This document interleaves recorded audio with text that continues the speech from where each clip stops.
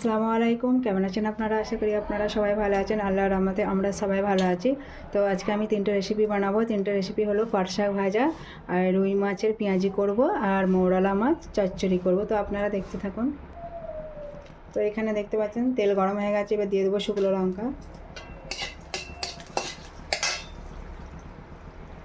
তারপর দিয়ে দেবো পেঁয়াজ,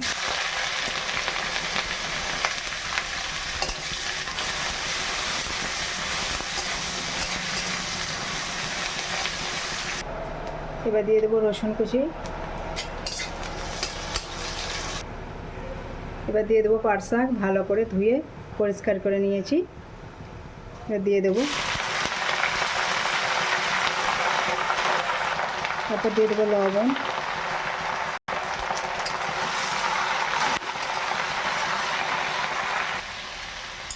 শাক ভাজাটা হয়ে গেছে, এবার নামিয়ে নেব। তো এখানে তেল গরম হয়ে গেছে, এখানে রুই মাছ নিয়েছি। তো এগুলো ভালো করে ধুয়ে পরিষ্কার করে নিয়েছি, নিয়ে হলুদ গুঁড়ো, লবণ আর লঙ্কার গুঁড়ো দিয়ে মাখিয়ে নিয়েছি। এবার দিয়ে দেব।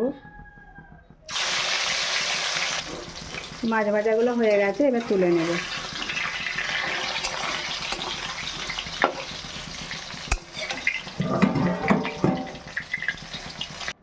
ওই তেলেতেই দিয়ে দেবো তেজপাতা আর কটা গরম মশলা গোটা।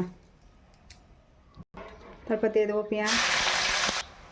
পেঁয়াজটা লাল হয়ে গেছে। তারপর দিয়ে দেবো আদা বাটা, রসুন বাটা,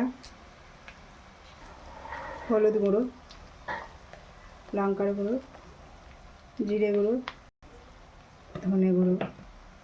তারপর দিয়ে দেবো Kashmiri red chilli powder colour আসার জন্য। দিয়ে ভালো করে কষিয়ে নেব।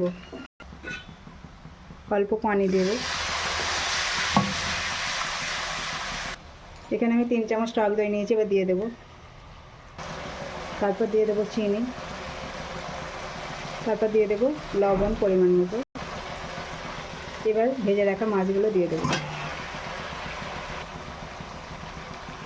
এবার অল্প পানি দিয়ে দেবো।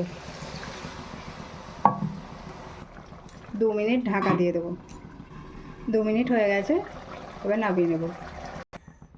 কড়াই বসিয়ে দিয়েছি, তেল গরম হয়ে গেছে। দিয়ে দেবো কালো জিরে, তারপর দিয়ে দেবো এখানে পেঁয়াজ কুচি করে নিয়েছি আর কাঁচা লঙ্কা চিড়ে নিয়েছি, একসঙ্গে দিয়ে দেবো।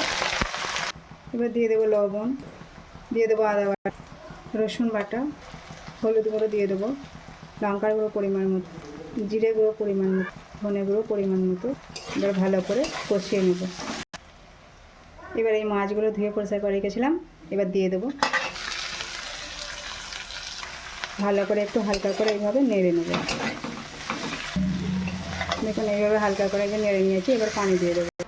আবারও অল্প পরিমাণে লবণ দিয়ে দেবো। 5 মিনিট ঢাকা দিয়ে দেবো। তো 2 মিনিট হয়ে গেছে, এবার দেখে নেব। এই যে দেখুন কত সুন্দর হয়েছে। এবার আমি নামিয়ে নেব।